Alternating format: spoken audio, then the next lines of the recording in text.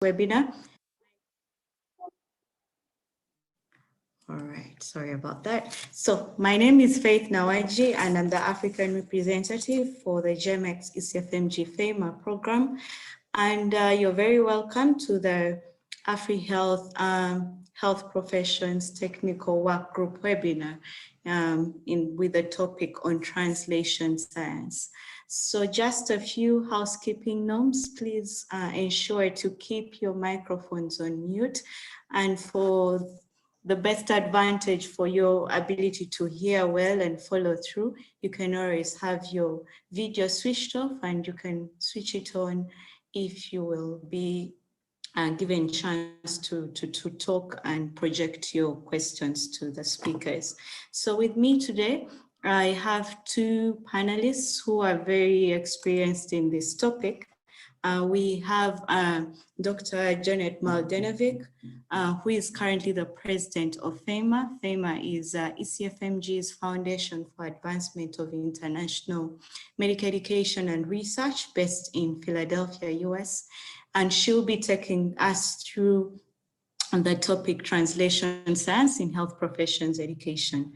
We shall then move on to Dr. Champion Nyoni, who is a senior researcher at the School of Nursing, Faculty of Health Sciences, University of Free State in South Africa.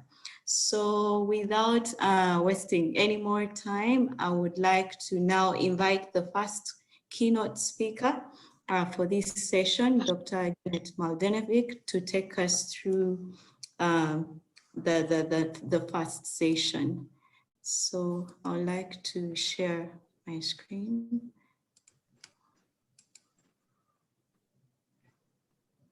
Great. Well, thank you, Faith. Can you hear me? Yes, we can hear Great. you well. Thank you.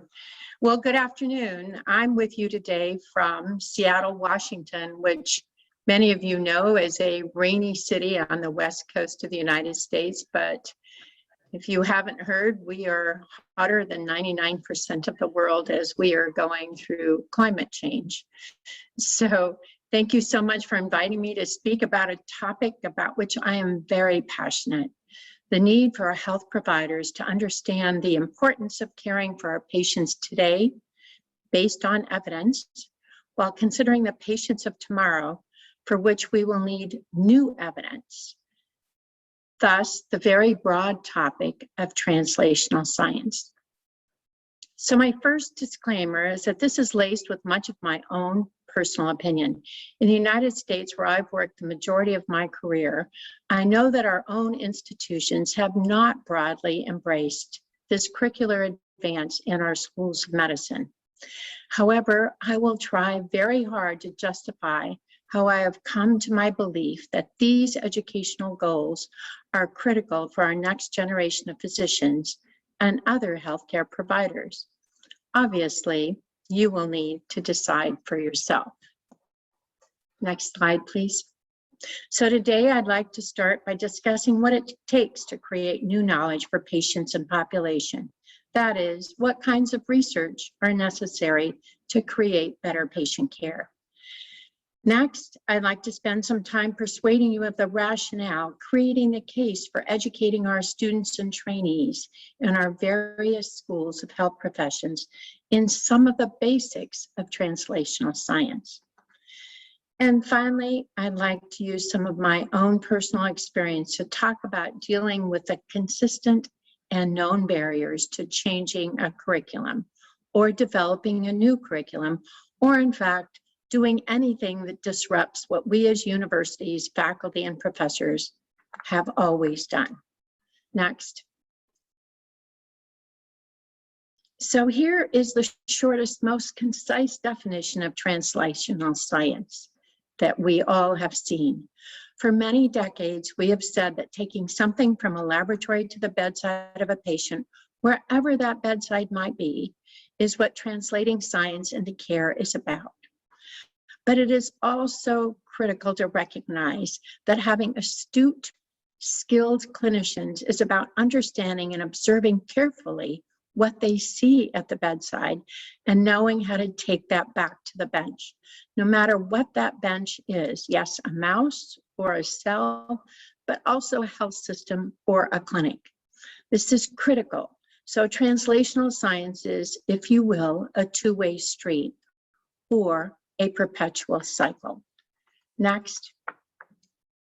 Here's a build out of the general types of research that are needed to take an early observation and make major impact in the lives of our patients.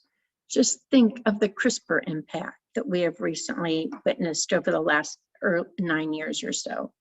Starting with a basic laboratory observation, of which there are many, only a few will make it to clinical impact, but moving it to research in animal models, often small models, but maybe even primates, and then moving it on to patients. In some cases, ranging through phase 1 to phase 3 to 4 clinical trials. Figuring out if what was found in the highly controlled research environment actually works in the general population when it is applied in the very messy world. So thus often implementation science. And determining whether it matters overall to the whole population and whether the costs, risks, and outcomes warrant a change in practice. So I hope you can see from this little schematic, of which there are many, that is critically important for our students and trainees to understand what it takes to practice at the top of their license, to provide the highest quality care, but also what it takes to innovate, to progress, and to create a healthier world. Here is what an organization that I know you all know well, the NIH, says the characteristics of a translational scientist are. Someone who communicates well, especially their ideas in science. Someone who is not limited by the traditional boundaries, often departmental or disciplinary. Someone who is an expert at something, so they have some depth. Someone who is always thinking about what can I do better, and someone who understands the systems that they live in. Someone who is not a loner and recognizes they need a whole team to be effective, and someone who is always questioning their hypothesis or their assumptions or their data. Next. So here is that same diagram with what many of us believe are critical characteristics of the students we admit and hope to mold into the professionals of tomorrow. Communication skills critical to patient care and the advocacy role we all play for our patients. Someone who can integrate knowledge from many different areas. Someone who has depth in their clinical expertise. Someone who understands the goals of care and thus can figure out ways to accomplish those goals more effectively for their patients or their population. Someone who will understand how to use the system they're in to engage in healthcare delivery and how to improve that system. Someone who realizes healthcare is a team sport and no one can function alone all of the time. And finally, someone who understands the fundamental core of their profession with a scientific underpinning so they can continuously and rigorously offer the highest quality of care. Hence, I posit that in many ways, if we are educating the professional we hope to educate, we are all translational scientists. Next. So including a translational science in our education carries with it rationale that is important for tomorrow's professionals. In fact, it is how we will create a workforce that will help us get from the bench to the bedside, but also back to the bench. It helps reinforce and create skills of lifelong learning. It is required by some oversight bodies for advanced training. And finally, it helps fulfill our most precious obligation. That is to improve the health of each patient we care for, the community we live in, and the population that we are part of. Next. In this case, there are many that have recognized the importance of these skills. Here are standards that are included in the PME document of 2015 from the World Federation of Medical Education. These standards, again from 2015, are actually more explicit than I am accustomed to for GME in the United States. They clearly advise explicitly that the knowledge, skills, and attitudes of basic research are necessary for training the specialists of tomorrow. Next. But as you might imagine, the barriers to engaging in translational science curriculum in our professional schools are pretty predictable. The first is always the time for faculty, time for students, room in the curriculum to add on one more orphan topic. My usual response is, if we make this a priority, we can find the time, and if we integrate it, it will be more impactful. Second is, what do we teach? In new areas, the challenge of developing a curriculum is significant. Finally, finding the faculty or educating and developing the faculty, which is a more practical approach, is often the largest barrier. And finally, finding mentors for students who have the time and the ability to continue in research projects is significant. Since this is not classroom work, it needs to permeate the integrated curriculum in an experiential way. And finally, the students. Students are an army of enthusiasts with limited time, knowledge, and they usually get stuck early on with where do I start and who can help me. Hence, given these limitations for students, it is often apparent that resource utilization may not be the biggest return on investment when we give research dollars to students. I recently listened to students at the HPE symposium at Makerere echoing these common refrains. How do I start? How do I get resources? How do I define a meaningful project? And how do I keep a project going when I can't finish it? I will offer a few examples of how others have addressed some of these common issues. Next. So here I've committed on 4 slides a core curriculum that is abstracted from the CTSA or NCAT's NIH's curriculum, which has been modified for student learners. Obviously, this is just one example. We have delivered a similar curriculum in less than a 40-hour commitment. The primary task is usually to find a question that is worth asking. In order to arrive at this requires the student be able to search the medical literature effectively and understand the articles they are reading, sometimes quite an effort for a beginning student. Yet for the last 2 decades, we have moved away from medical anecdotes or knowledge passed down to using evidence to determine the practice decisions we make for our patients. Next.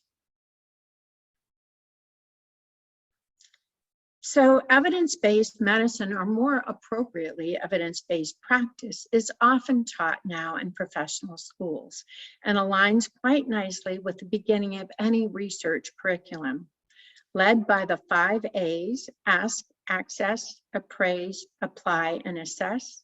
Hence, this is a way to integrate translational science into already what is being taught. Next. The second portion of a curriculum requires understanding of the types and limitations of potential study design. Again, something already required to engage in evidence-based practice. An important aspect of conducting any research is the understanding of how we should conduct that research responsibly and with the guidelines for the best interest of our patients. Next. Here one sees the traditional pyramid of evidence hierarchy, or the types of studies and their powers. Again, if one is to be a lifelong learner, understanding these basics is important.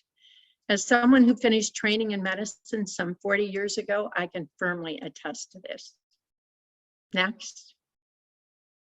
Next is the need to understand some basic statistics. While often given short shrift in a medical school curriculum, now clearly this is an important area if we are to have a chance of interpreting the literature. Beyond interpreting the literature is the need to use these skills to conduct a reliable and valid study whose results can be interpreted. And finally, next, are the general aspects that are required for individuals to be effective in their roles as clinicians and scientists: team behavior and communication, the importance of understanding the population we care for and include in a study, or evaluating the impact of the interventions we put in place. And lastly, as professionals, remembering that we almost always and will be engaging in a community, and that engagement, if it is to be effective, requires some skills and know-how. Next. In particular, community engagement includes a spectrum of activities culminating in research that is often the only way we will create a healthier world. That is research that includes at its core our community. As physicians or health providers, we are called upon to educate our patients and our community. We understand that we need the community to buy into the research we are doing, as we need their participation. However, we need to understand that to truly make progress on the thorniest of problems, we need that community as part and parcel, where their expertise is complemented by our expertise as scientists.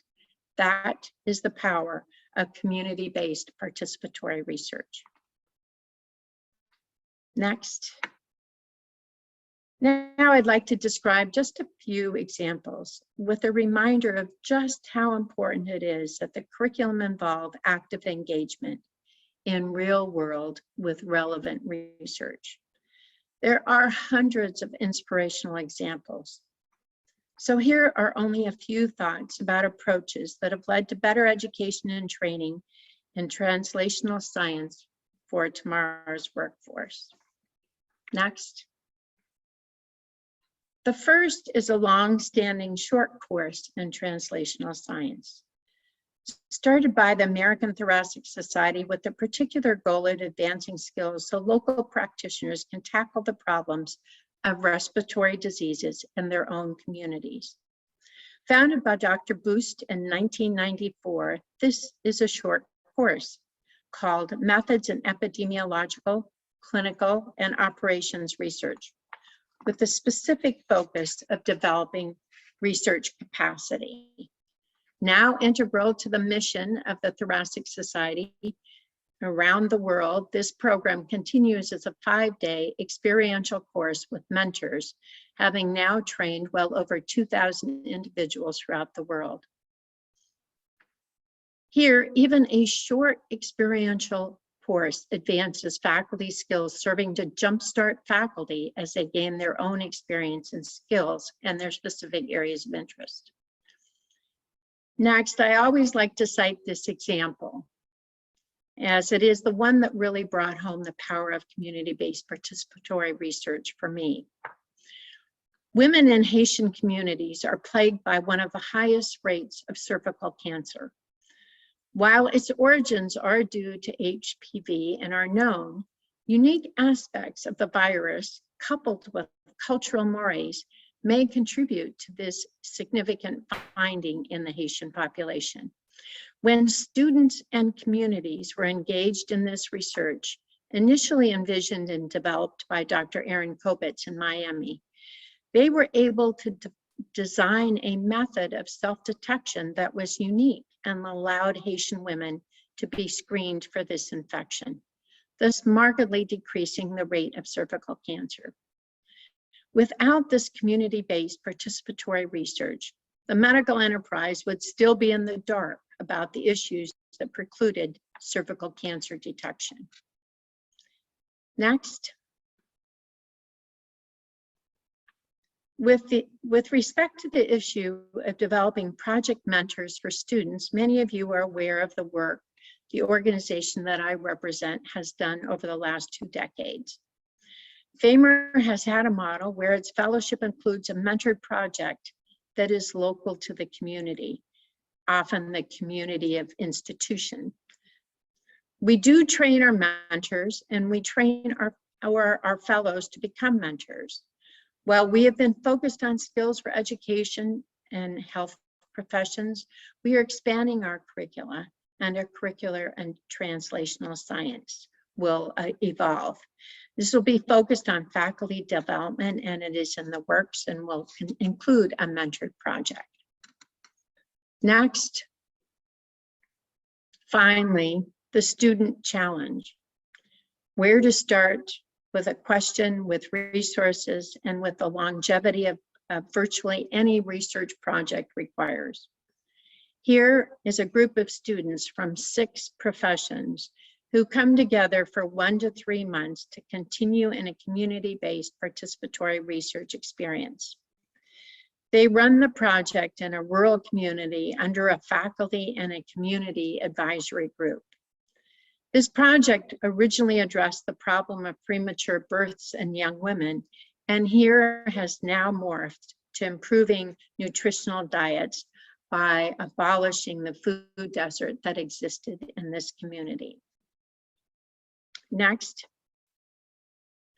So in these 20 minutes, I've tried to relay the breadth of translational science. I've attempted to convince you with some urgency of the need to educate our health professions in some level of minimal skills in translational science. And finally, I've discussed what are always the barriers of introducing new educational outcomes into our schools and institutions. Along with this, I've given some examples of how translational science can be introduced into the faculty, all with the aim of improving the health of the communities we live in. Next. Education in translational science appears to align nicely with the Lancet Commission, spearheaded by your own leaders of AFREhealth. I believe that translational science education and research will hasten the path to a healthier population in Africa. Next. Thank you for your attention and truly for the honor of being with you today.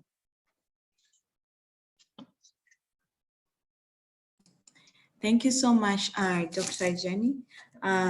We shall now move on to our next presenter. Please keep the questions for them to be addressed in a joint and unison way after the second presenter. I would like now to invite Dr.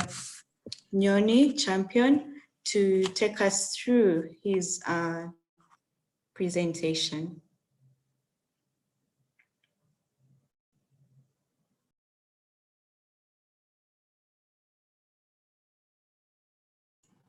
Hi, Faith. Can you see my screen and can you hear me? Yes, we can hear you well and we can see your screen. Thank you. Okay, can I just quickly minimize that? Okay, great. Good afternoon, everybody, and welcome to this discussion. Just to talk back about translating HPE scholarship in practice, and I'm going to talk a bit more around the African perspective, whatever that means.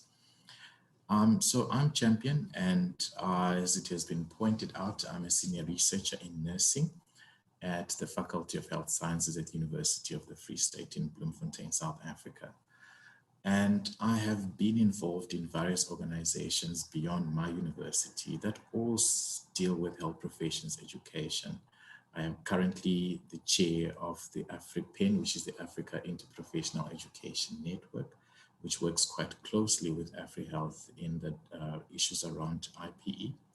I also work within the sub-Saharan FEMA Regional Institute, which has been spearheading issues related to faculty development within the African context. I have also worked within a few countries in sub-Saharan Africa and my work has been related to curriculum development and faculty development.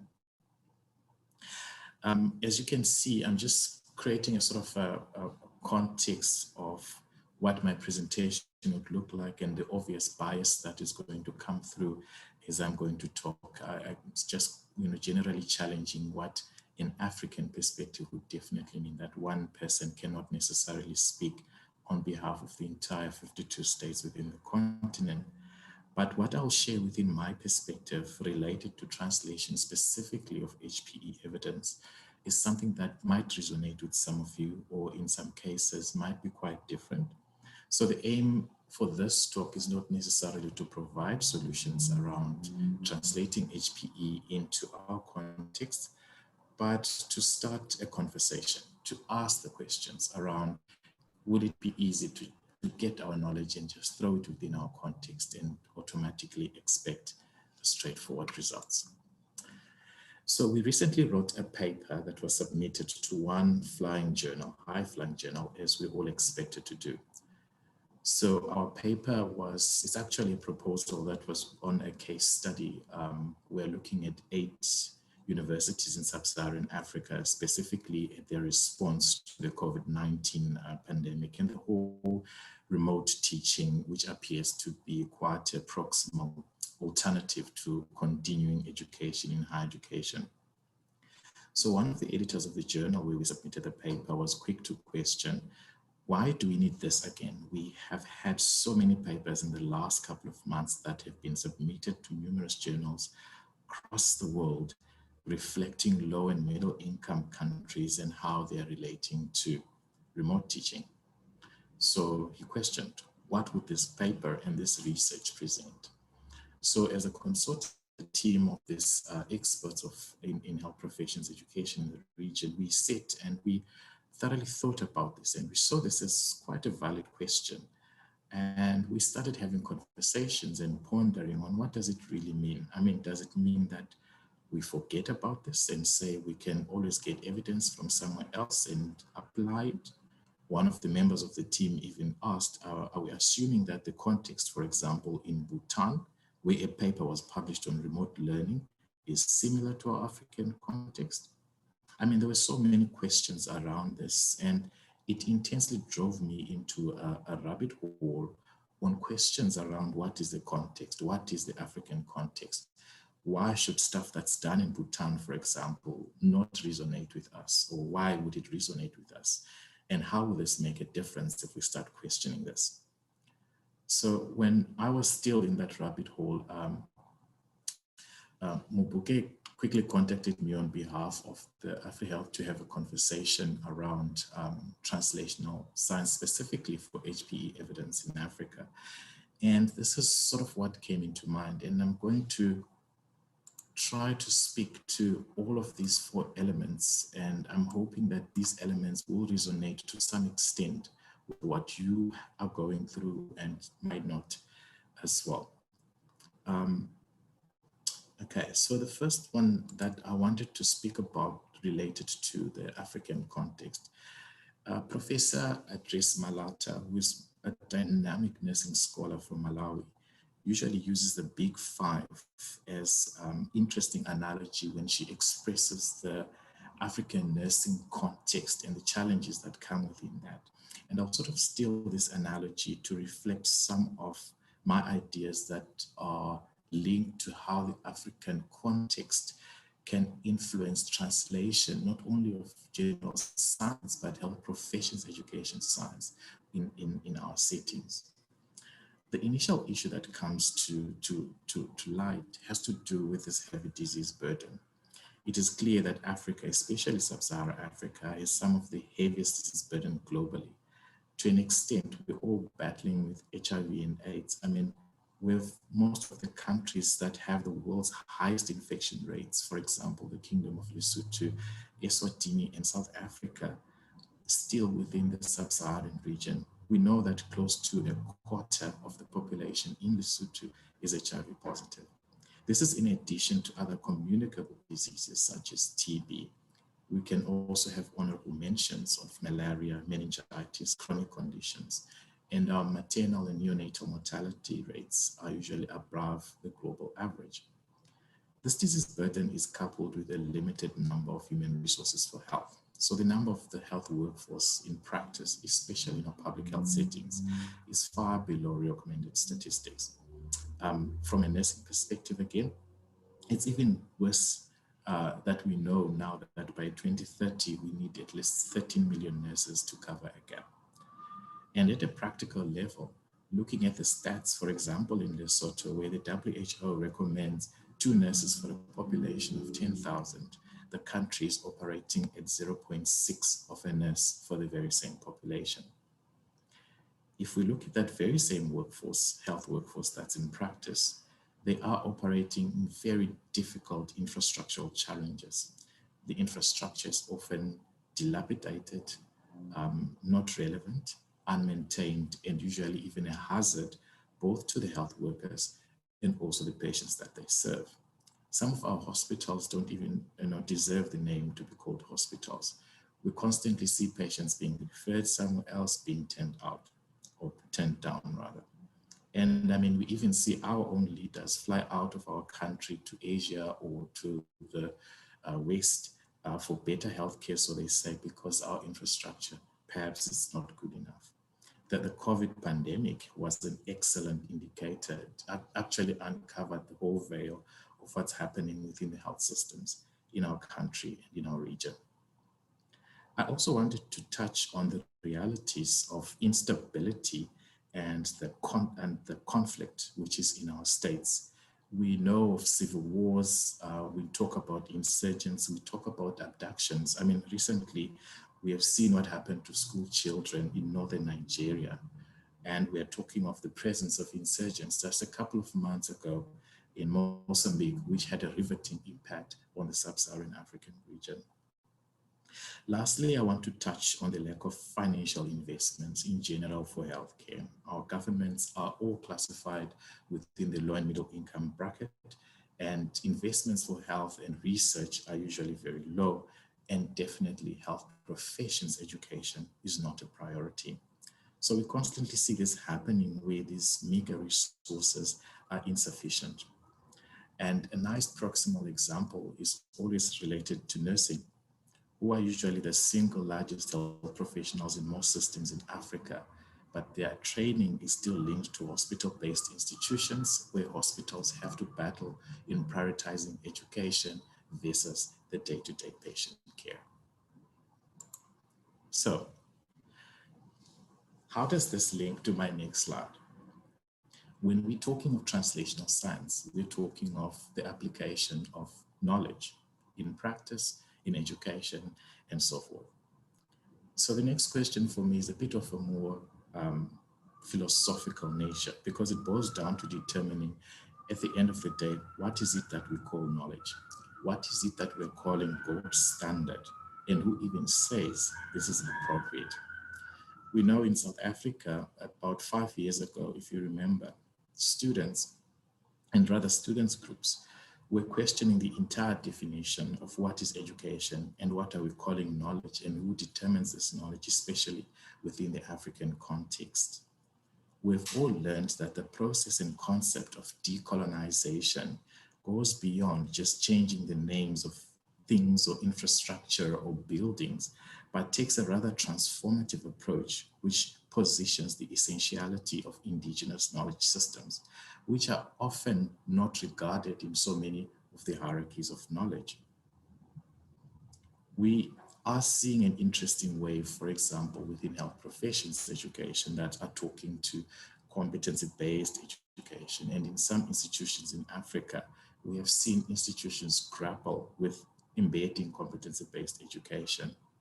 Just last year, the State of the World Nursing Report of 2020 still emphasized the need for all institutions, specifically relating to nursing, to introduce and implement competency-based education as an approach or a standard, or I could put in a gold standard for nursing education.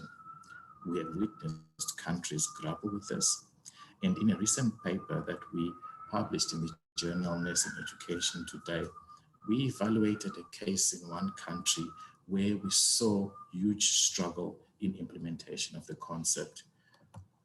We concluded the findings of the study as a whole raise questions about whether an entire curricula could and should be changed, to be expected to change, particularly in relation to models that are unproven in non-Western or low resource settings.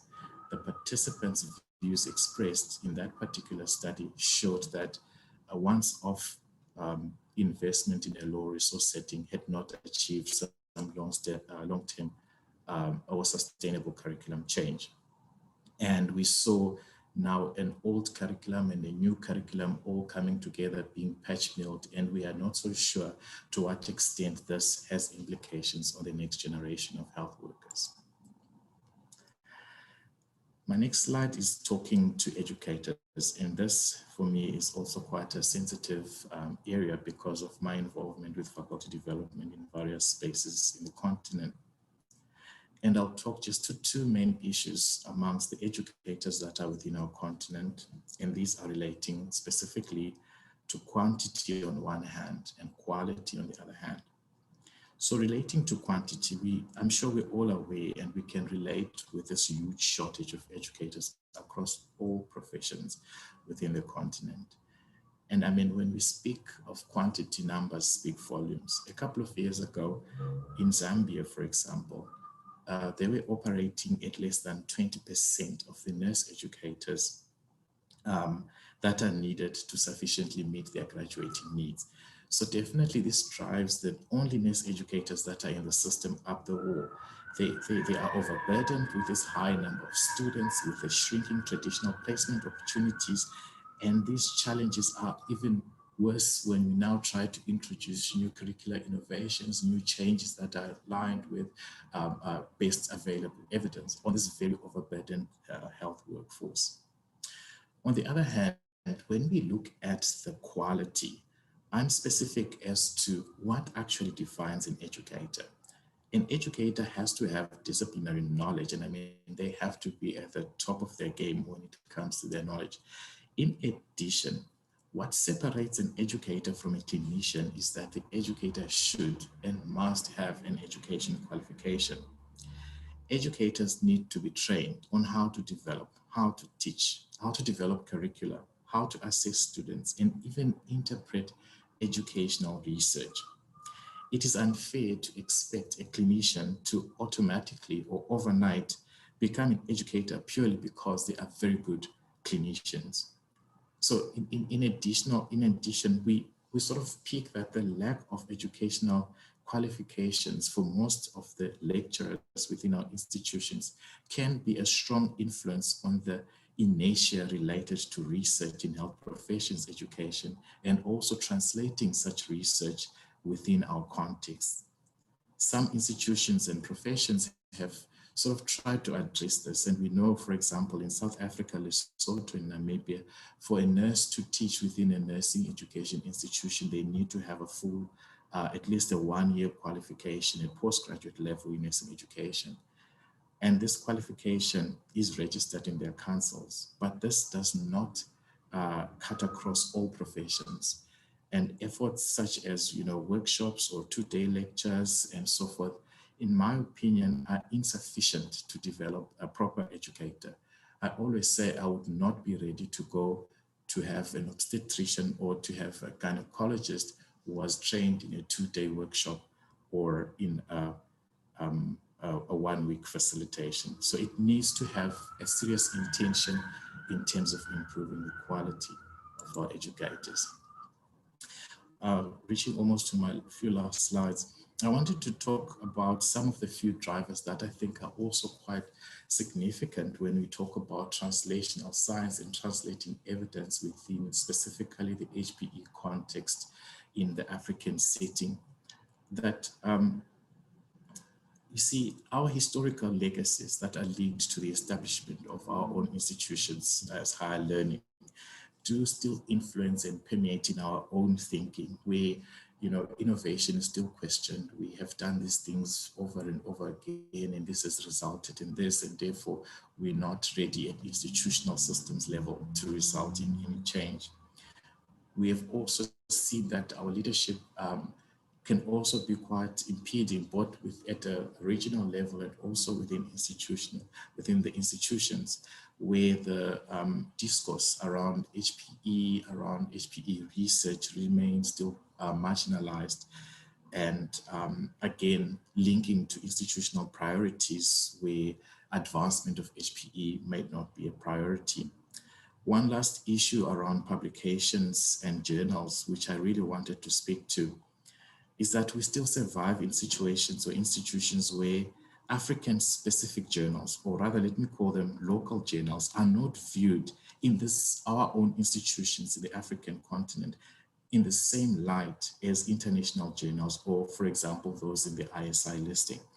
Our academics continue to get knowledge, drain knowledge, and create artifacts, which are then published in the so-called high-flying journals, which are usually inaccessible to the African scholar, or the African scholar is expected now to pay in US dollars to access a particular paper for 36 hours.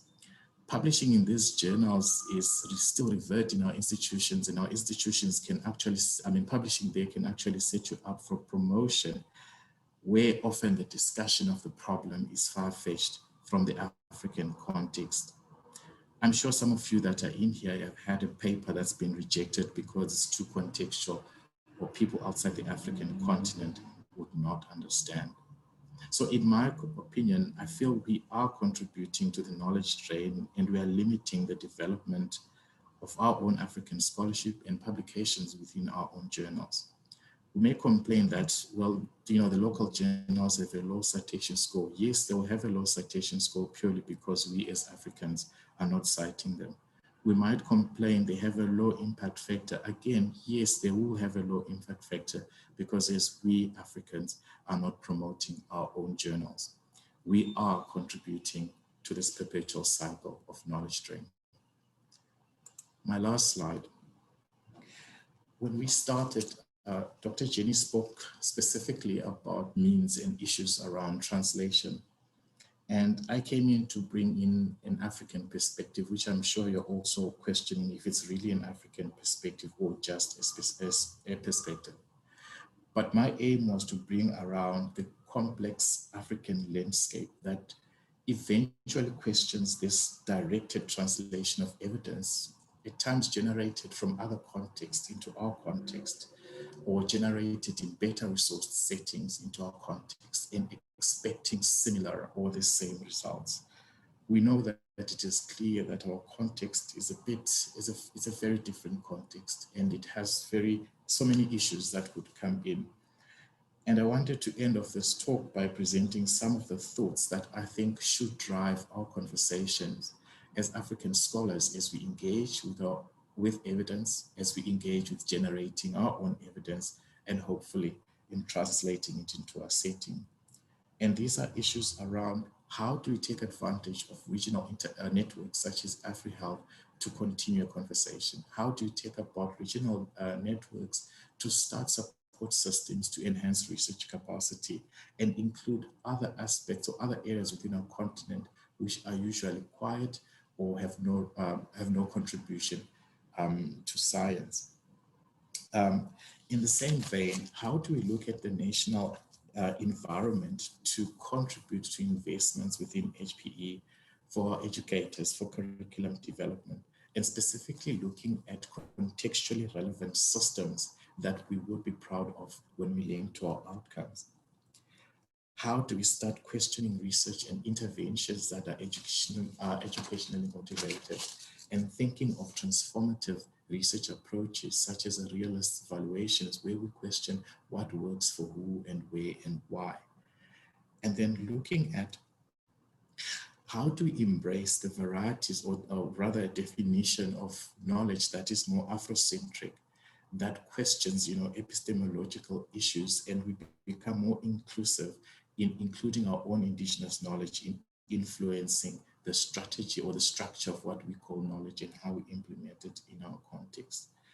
Colleagues, ladies and gentlemen, I hope this was an interesting food for thought on the whole idea around translational science, particularly in health professions education within our context. Thank you very much for the time and for your listening. Thank you.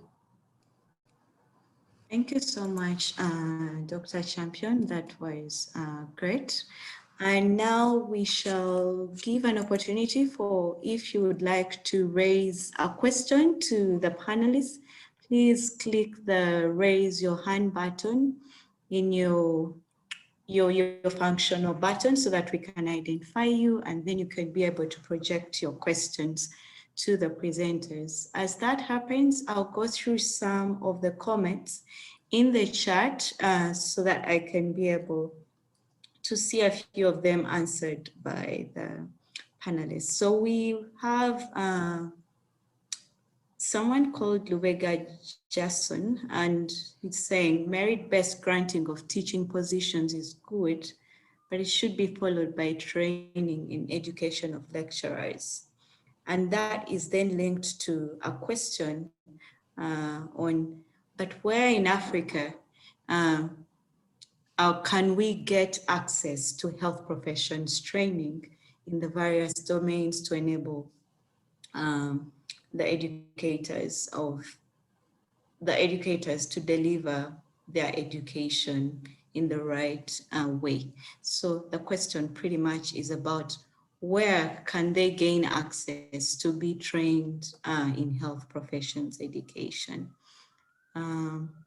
We also have one other question is there any sponsorship for African health professions, especially nurses who are willing to study health professions education? So that's all about where to gain access to health professions education in Africa.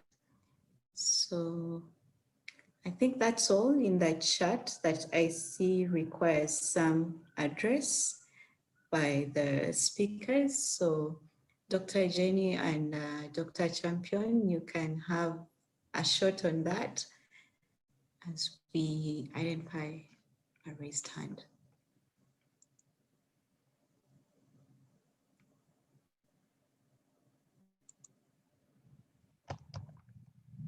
Should I start? Sure, you can. Okay. I think that the question is a very relevant question, purely because the issue around training for educators has not been a priority, in my opinion, for a lot of institutions. And the historical legacies has been, if champion is a star nurse, then we just move him into the College of Nursing and automatically he has to be able to deliver. And we still were in that mode of just tell them once they will get it, and if they do not get it, it's the students that have a problem. And therefore, structurally, we didn't have until quite recently, focused programs for health professions education. But it's true that we now have several countries that have institution-based programs at master's and postgraduate level that are focused on health professions education. I can, at the top of my head, mention in South Africa and I think Uganda as well. But again, we do not have a strong critical mass that covers the entire continent.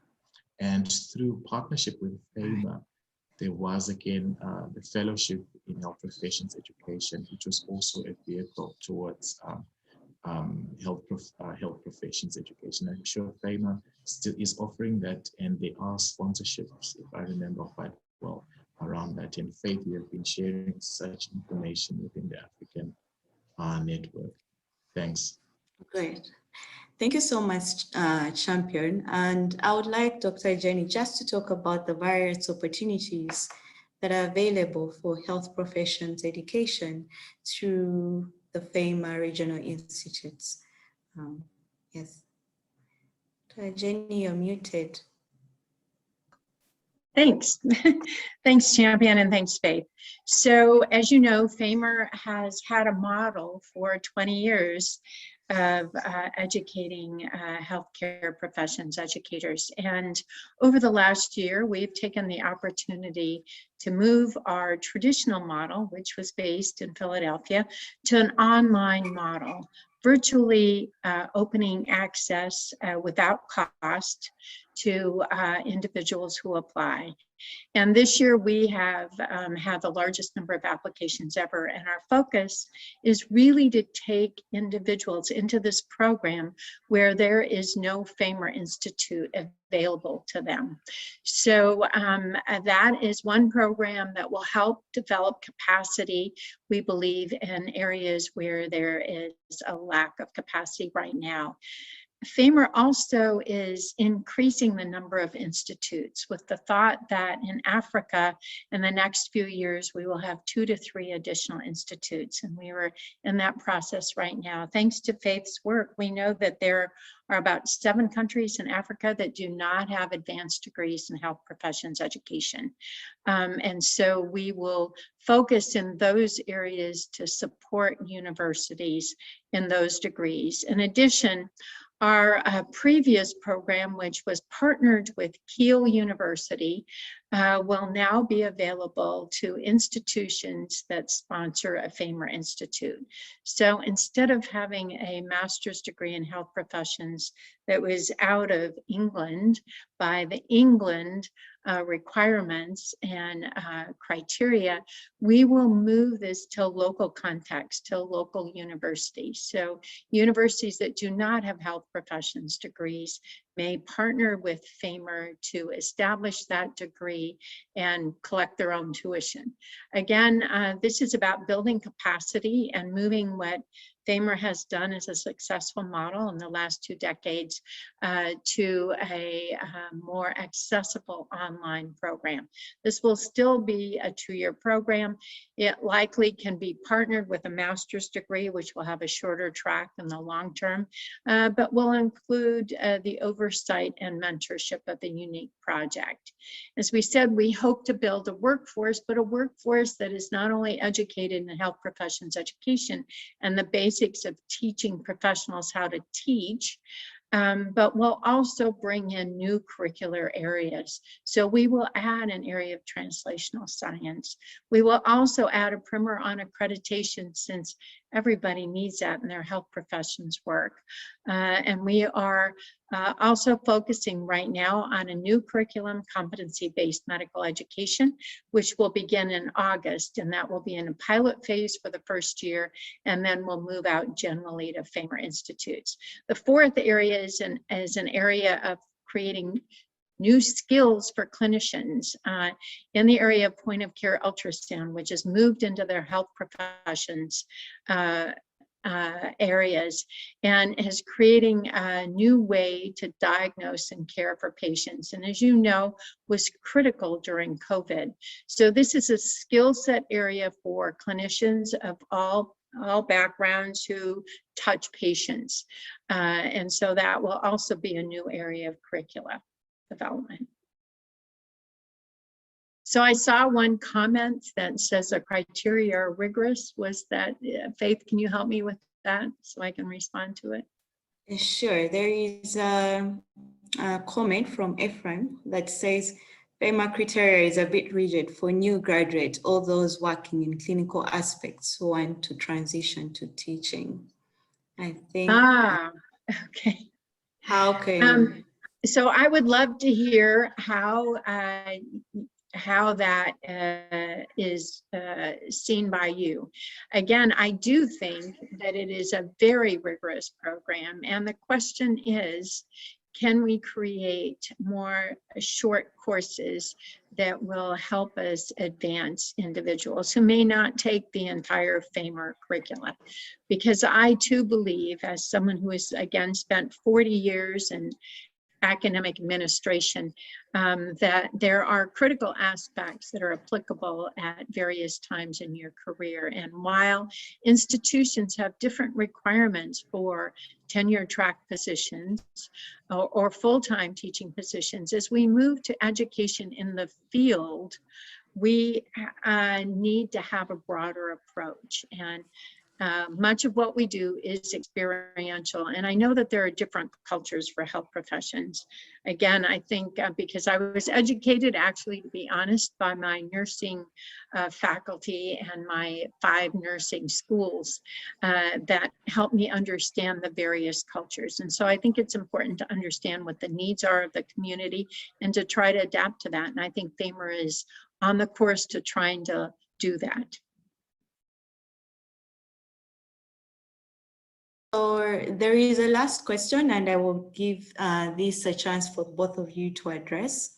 What could be the path for those already in education and have already become health professional educators?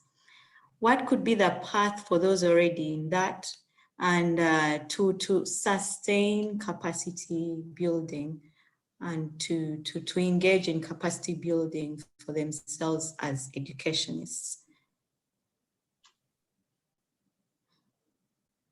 Champion, do you want to take a stab at it, or I'd be willing to? Go ahead, Jenny. I'll speak after you, perhaps. Sure. Yeah, yes. So I think there are two issues, which is how do you train those around you and the next generation, and how do you advance to leadership? Because your leadership will set the tenor. I think, first of all, you know, in universities, we often become ossified. And I don't know, again, I don't know your context the way you do. I do know university context though, and that tends to be resistant to change. So I think that, you know, what we do in healthcare is all about change. If we did not change, we wouldn't improve the health of our population. So educators who have been educated, who are already in this role, I see as critical to change. So whether that's a new curriculum, competency-based medical education is a hefty lift, whether that is experiential work and learning new competencies that you then can move to your students and your other faculty, like the basics of translational science that I just spoke about. Those are all new arenas to branch out and pass on, and also to lead in your institutions. So I think that that is your calling as much as it is a clinician's calling, which is to move forward your expertise in embracing new ways and being that change agent for your institution, because you have the expertise to do that. Many of us, again, you know, doctor, I often say the word doctor, and whether that's a PhD or an MD doesn't mean you know how to teach, even though that's what the word means. So it is critical that we use that opportunity to educate our faculty, even if it is a little bit. And I would say that moving into the world of post-medical education in particular, which we can no longer ignore. It is not a kind of a situation in which you see one and do one. It now has the need to have rigorous educational principles, including competency-based medical education. So I think those who are educators can really help develop the faculty in that realm also. And oftentimes these faculty are community-based faculty, and we need them desperately, since faculty need to reside outside of the buildings that we call our institutions. And I want to make a comment also about hospitals. You know, it is important to move the quality of hospitals through education also. So I think there is much work to do. If you have ideas of how FAMR can engage in that work, we would always love to hear those. But I would defer to Champion, who knows your context much better. So without repeating what you've mentioned, Jenny, I also wanted to add into the discussion for the development of educators that, in my opinion, I see this going beyond just individual development, but looking at development of systems or system-wise approach within institutions that are aimed at professionalizing health professions education. So I think the question for me always boils down to what is the role of our leaders in enhancing the quality of their own faculty. And we know that, my voice is low, sorry. I hope it's loud now. And we know that the quality of the faculty influences the quality of the educational activities and definitely the quality of the graduates, more or less in that particular line. And if our leaders are not prioritizing or putting forth what type of quality of faculty they have in their institutions, then it stifles individual sort of growth within your institution. So my point is, how best do we as individuals engage our own leadership to look at an eye of professionalizing health professions education within our units, within our universities, and within our countries to then create systems that will support individual growth, individual trajectories, and bringing in opportunities. And I mean, it's true, you will not be able to, for example, join a SAFRI or FAMA without your dean giving approval for you to be part of such a program. And if your dean is at a position where they do not value your advancements in health professions education, so definitely that application or your own growth does not move further. So how do we as academics start that conversation within our unit towards professionalizing our HPE and therefore positioning our faculty towards growth in health professions education? Great. Thank you so much, Dr. Nyoni and Dr. Janet. I think we've come to the end of this session. We appreciate all of you that have taken off time to attend and listen to this informative knowledge that has been shared and impacted in us. I'll also end by saying, while we advance health professions education, especially in the universities with those training as lecturers, with those training students as lecturers or professors and all that, it's important that we emphasize health professions education to the clinicians as well, because they interact with the students every day. They do ward runs with them every day, but it's important that we turn them to the angle of them requiring to have health professions education skills, much as they are not really directly involved in classroom teaching. So to me, that's also something that we need to advance to take health professions education out beyond the university, to ensure also that in the teaching hospital, the clinicians who really teach the students also gain the ability to be good educationists at the bedside. So with that said, we've come to the end of this webinar. Feel free to continue the conversations on emails, and the recordings and the slides will be available through the AFREhealth Secretariat, and that will be posted on the website. So thank you so much and enjoy the rest of your day. Bye.